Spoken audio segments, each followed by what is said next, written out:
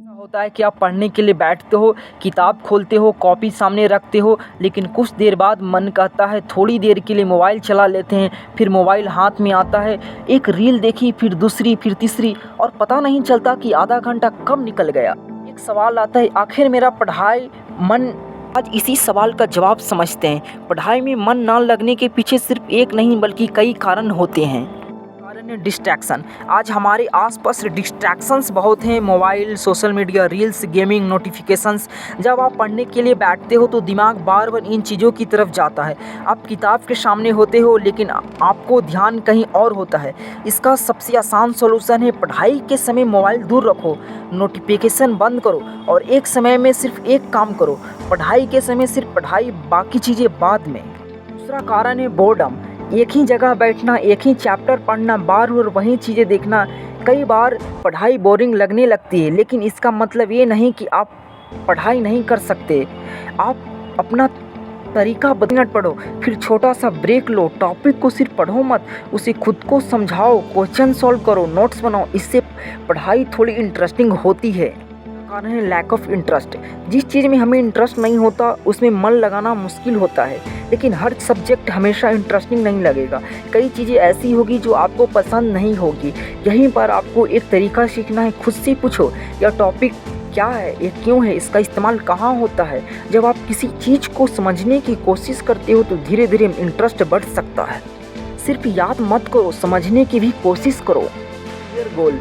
चौथा कारण है अनक्लियर गोल। अगर आपको पता ही नहीं कि आपको पढ़ाई क्यों करनी है तो मोटिवेशन जल्दी खत्म हो सकता है। पूछो, मुझे आगे क्या करना है, मेरा लक्ष्य क्या है, मैं अपने जीवन में कहाँ पहुँचना चाहता हूँ। अपने गोल को लिखो, कागज़ पर लिखो, क्योंकि जब लक्ष्य सामने होता है तो मेहनत करने की वजह भी सामने रहती है। होता है कि उसे कहाँ जाना है वह रास्ता खोज ही लेता है।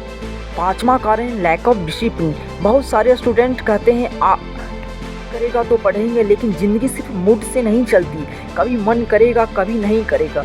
अगर आप सिर्फ मूड का इंतज़ार करोगे तो कंसिस्टेंसी नहीं बनेगी। इसलिए एक फिक्स टाइम रखो, चाहे मन करे या ना करे, उस समय पढ़ने बैठो। मुश्किल होगा लेकिन धीरे धीरे हैबिट बन सकती है। आपको शुरुआत करवा सकता है लेकिन डिसिप्लिन आपको आगे ले जाता है। Poor sleep. अगर आप तक जागते हो, सुबह थके हुए उठते हो और आती रहती तो पढ़ाई में फोकस करना मुश्किल होगा। दिमाग को भी आराम चाहिए, इसलिए इग्नोर मत करो। समय पर सोने की कोशिश करो, सोने से पहले मोबाइल कम करो। सुबह उठकर फ्रेश होकर पढ़ाई शुरू करो। दिमाग अच्छे से सीख नहीं पाता। सातवां कारण है ओवर थिंकिंग। कई बार हम पढ़ने से पहले ही सोचने लगते हैं, सिलेबस कैसे पूरा होगा, मेरा बैकलॉग बहुत ज़्यादा है, एग्ज़ाम पास आ गया, मुझसे नहीं होगा, और यही सोच हमारा समय खा जाती है। सॉल्यूशन है, पूरे सिलेबस के बारे में एक साथ मत सोचो, बस आज का काम देखो। आज एक चैप्टर, आज क्वेश्चंस हल करो बस। कारण है लैक ऑफ कंसिस्टेंसी। एक दिन बहुत पढ़ना, सिर्फ 2 दिन कुछ नहीं होती। पढ़ाई मजबूत नहीं होती। थोड़ा थोड़ा पढ़ना है, भले ही कम पढ़ो लेकिन रोज़ पढ़ो। आज 30 मिनट, कल 40, फिर धीरे धीरे समय बढ़ाओ, क्योंकि बड़ा रिजल्ट एक दिन की मेहनत से नहीं, मेहनत लंबे समय में बड़ा बदलाव लाती है। आज आपको पढ़ाई में मन नहीं लग रहा तो खुद को तुरंत लेजी मत बोलो। क्या आपको डिस्ट्रैक्शन ज़्यादा है, क्या पढ़ाई आपकी बोरिंग लग रही है, क्या इंटरेस्ट नहीं बन रही है, क्या आपको गोल क्लियर नहीं है, क्या डिसिप्लिन की कमी है नहीं हो रही, क्या आप ओवर थिंकिंग कर रहे हो, क्या आपकी कंसिस्टेंसी नहीं बन रही। प्रॉब्लम पहचानो, फिर सॉल्यूशन पर काम करो।